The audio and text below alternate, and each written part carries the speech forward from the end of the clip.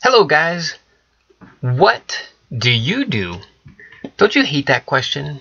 And it's not like they're asking what's on your heart or what kind of passion or what kind of person you are, but more like, do I look up to you? Do I look down to you? How do you produce for our world? What kind of cog are you in our society? And I never exactly knew how to answer that until I came up with this. I had a vision to get young boys sleeping peacefully in their beds with adventure in their heads. And I love that. But I didn't know exactly how do you do this.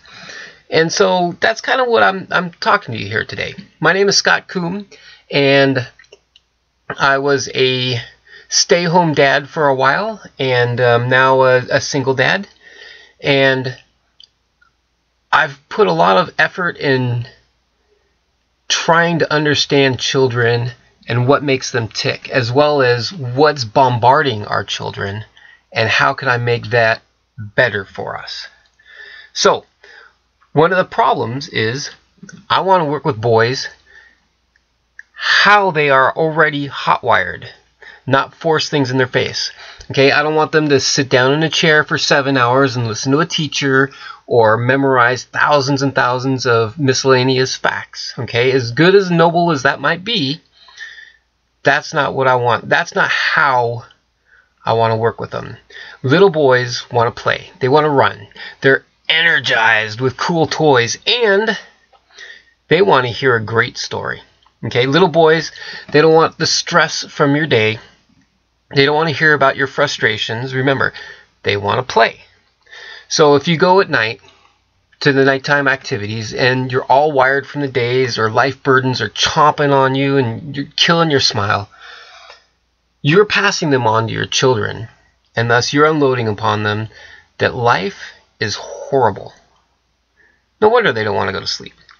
Okay, the first thing, if you're going to have a connecting moment, some quality time, life enhancement lessons, you're going to have to work on yourself first, in your own head, before you connect for bedtime.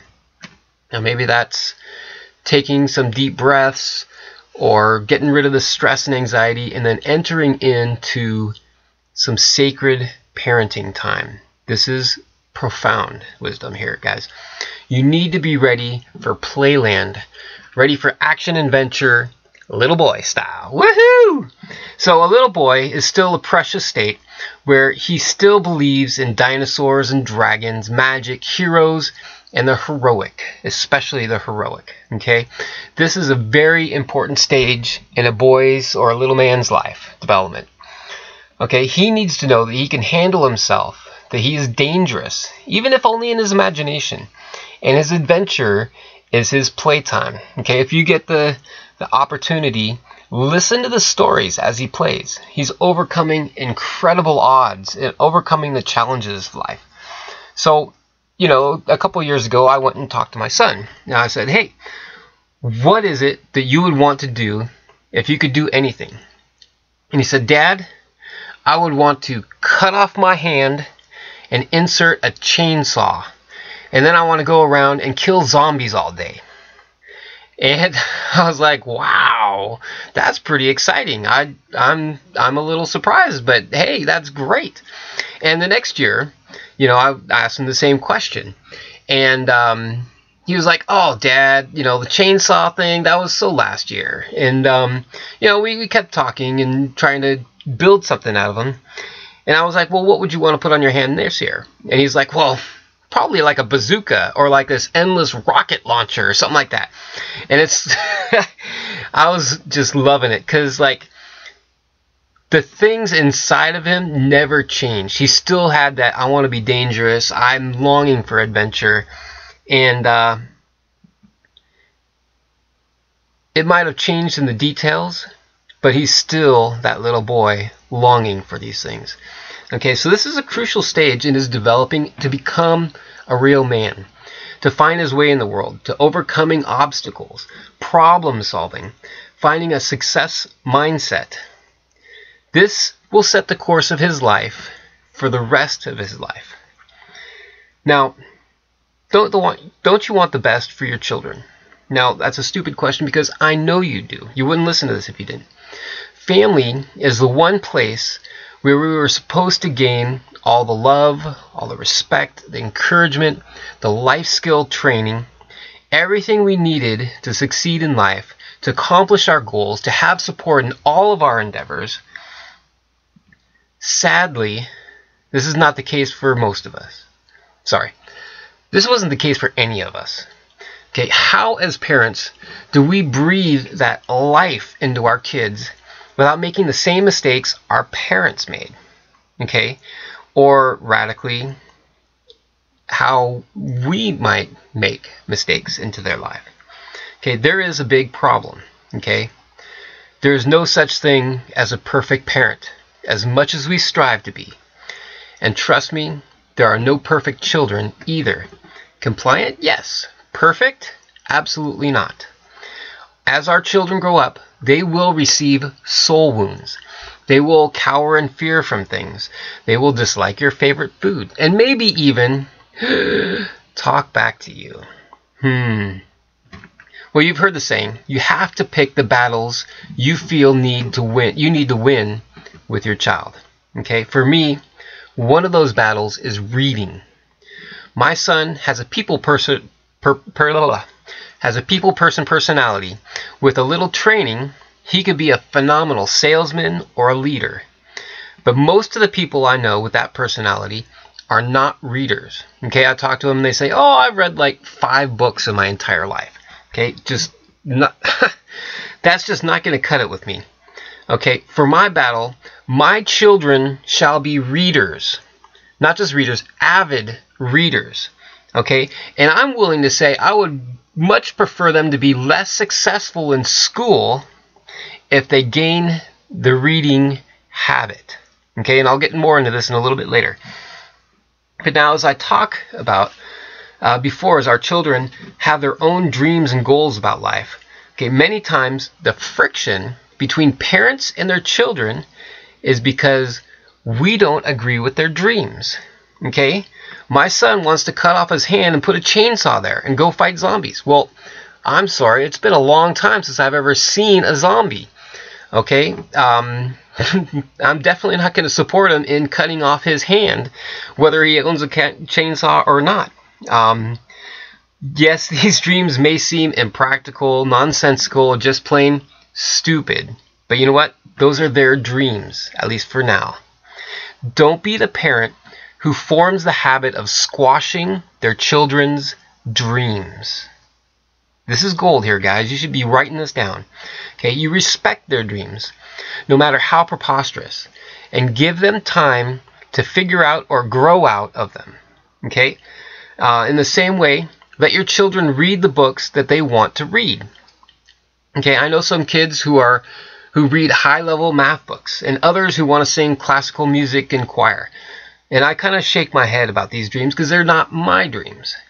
Now, although I may not have introduced them as a starting place for my children, I'll be the first one to encourage them or to continue their learning and studying in whatever endeavors they choose. Okay, so today, my son is still fighting me about reading. He's 10. Now, I have no problem bribing him or rewarding him for reading books. He's got to read a certain amount of, pages or books or whatever that I judge worthy of receiving the prize. And so, for an example, he likes Legos. So I bought a whole bunch of Lego minifigs on eBay, mostly like superheroes and Halo guys. And so every 25 pages of a good solid book or a whole big comic book, and he receives a minifig. And it ends up being something like $1.50 per day. Now, there's been days where he's read over 300 pages because he wanted to get a certain big prize. And you know what? This is a price I am willing to pay for winning this battle. Okay? When we hit the library, I let him choose which books he wants to read. And again, it's the habit I'm after, not necessarily the content right now.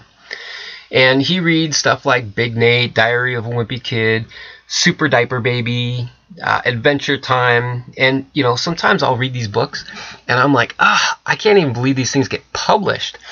But you know what? It's what's gonna affect him and his soul and what he needs right now, and so I'm totally gonna allow it because he's reading. And again, it's not my preferred content, but I'm not gonna interfere with his dreams. I'm after the reading habit. Because this is why I want the reading habit so firmly formed in my children's lives. I've got a daughter too. She's getting into it as well. So whenever they are in a bad place in life, they always have a resource to go to for escape, comfort, or growth. However that may play out in that whatever season of life they're in. Okay? Why wouldn't you want a steady stream of life lessons, success principles, wisdom, values, morals, vision, content, dreams that inspire, fellowship with like-minded people, sharing their journey with you? Why wouldn't you want that streaming into your life each and every day? Okay? You end up living on a totally different plane than the TV-sucking, brain-sucking planet, You're living a whole nother world, okay? So, and it helps ease the burden of having to teach your children every little single thing to prepare themselves to really live in life. As Thoreau said, I wanted to live deep and suck out all the marrow of life. And that was through reading, okay? That was not through being entertained. Let's just say that. Being entertained is not living life. And whether that's games or movies or videos or whatever it is, there is a whole nother dimension to life. And because, well, wouldn't it be awesome to discover the great stories that will attract your children's attention without all the garbage?